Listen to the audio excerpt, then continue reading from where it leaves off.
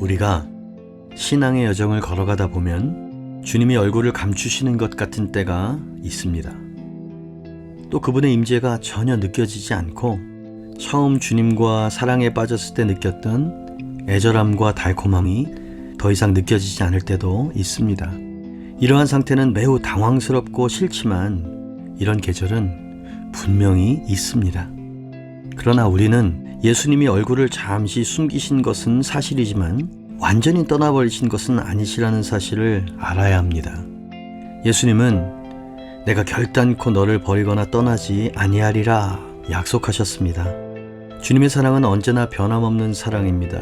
그런데 왜 예수님은 일정 기간 동안 예수님의 얼굴과 임재를 숨기시는 걸까요?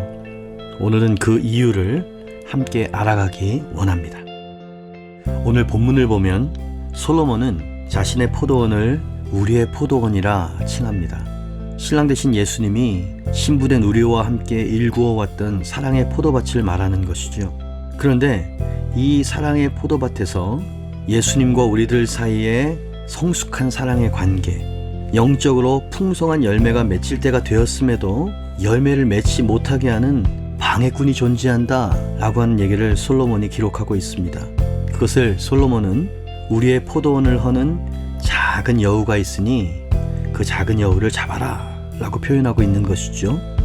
주님과의 생생한 관계, 사랑의 관계, 영적으로 풍성한 신앙의 열매를 허물고 망가뜨리는 것이 있는데 그것은 뭐 대단한 큰 잘못이나 실수가 아니라 아주 미미하고 사소하고 대수롭지 않은, 얼핏 보기엔 죄 같지도 않은 아주 작은 것들이다. 그래서 포도원을 허는 작은 여우를 잡아라 라고 오늘 본문에서는 이야기하고 있는 것이죠. 주님과 우리 사이에 포도원을 허는 작은 여우는 어떤 것을 말하는 것일까요? 첫 번째, 술람미 여인의 포도원을 허는 작은 여우는 과신과 방심이었습니다. 술람미 여인은 지금 막 왕이 나를 얼마나 사랑하신지를 깨닫게 된 상태입니다. 자신의 연약함과 누추함과 상관없이 자신이 얼마나 왕께 총애를 입고 있는 연인인지를 깨닫기 시작한 상태에 이른 것이죠. 술람미 여인은 주님의 큰 사랑으로 말미암아 긍정적인 자기 정체성을 회복한 좋은 상태에 이르게 되었습니다.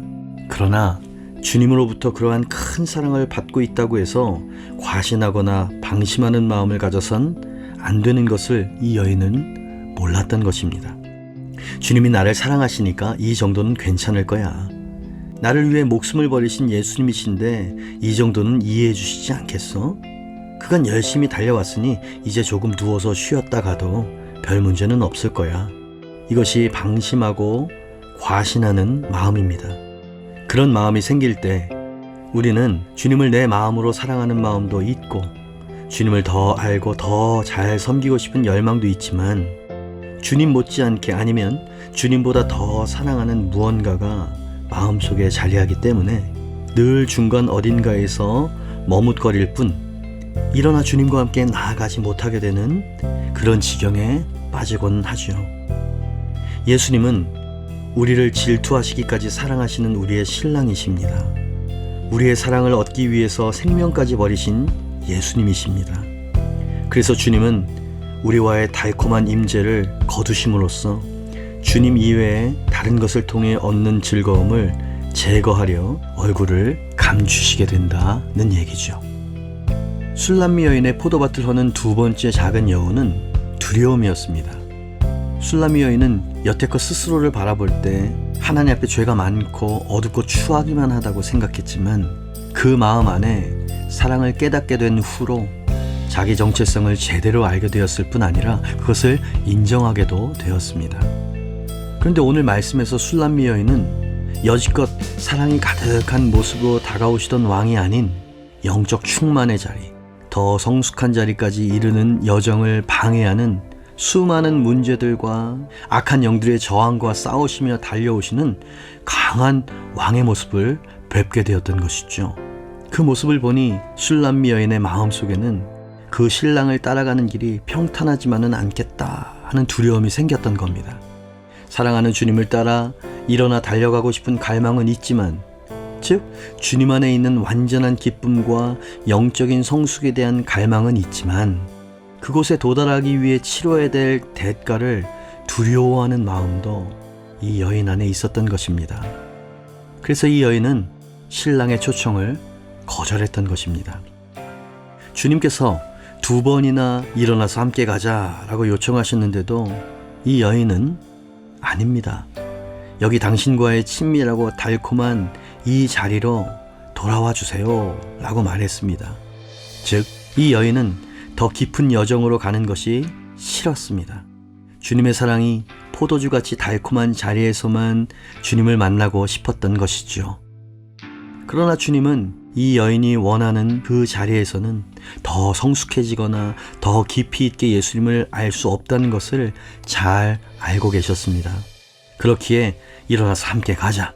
나는 내가 있어야 할 곳을 알고 있으며 네가 궁극적으로 필요로 하는 자리가 어디인지 알고 있으니 일어나서 함께 가자. 이렇게 초청하셨던 것입니다.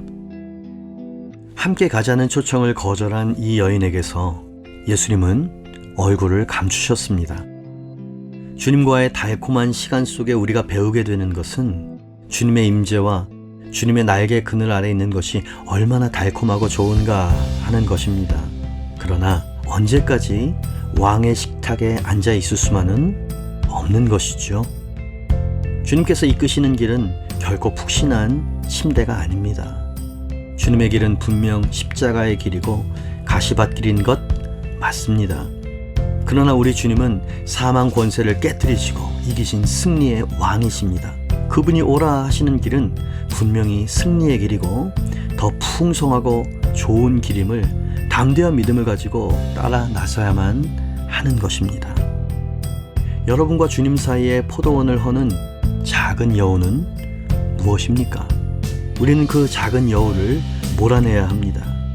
작은 여우를 몰아내려면 한쪽 구멍에 불을 넣고 반대편 구멍에서 기다리고 있다가 독한 연기를 못 이겨 나오는 여우를 잡아 쫓아내버려야 합니다. 즉, 성령의 불을 받고 성령의 불로 몰아내버려야 한다는 말이지요. 우리는 달콤하고 따스한 주님의 품만을 기다리는 것을 넘어서 성령의 충만한 불로 작은 여우를 몰아내고 주님과의 더 깊은 사랑의 자리로 나아가야 하겠습니다. 그러면 어떻게 해야 주님과의 더 깊은 사랑의 자리로 나아갈 수 있을까요? 바로 아가서 3장 2절에 보면 이 여인은 여기저기를 찾아 헤매기 시작한다고 나옵니다.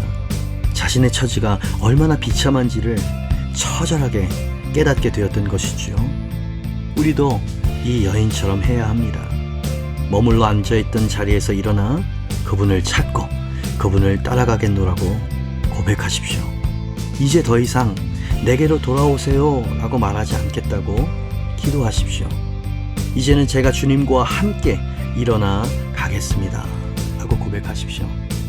그럴 때 잠시 감추셨던 주님의 얼굴을 다시 당신에게 드러내실 것입니다.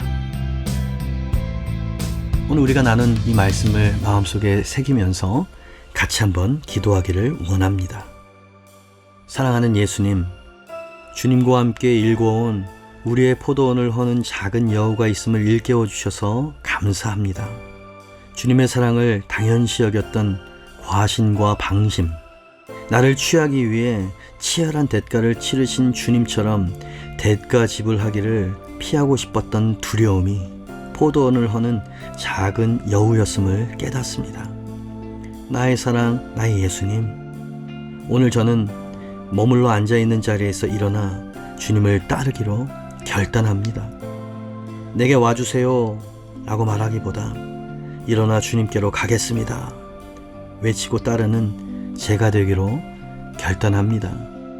나를 질투하기까지 사랑하시는 주님, 제게 성령의 불을 보내사 여우들을 몰아낼 수 있도록 역사하여 주시옵소서.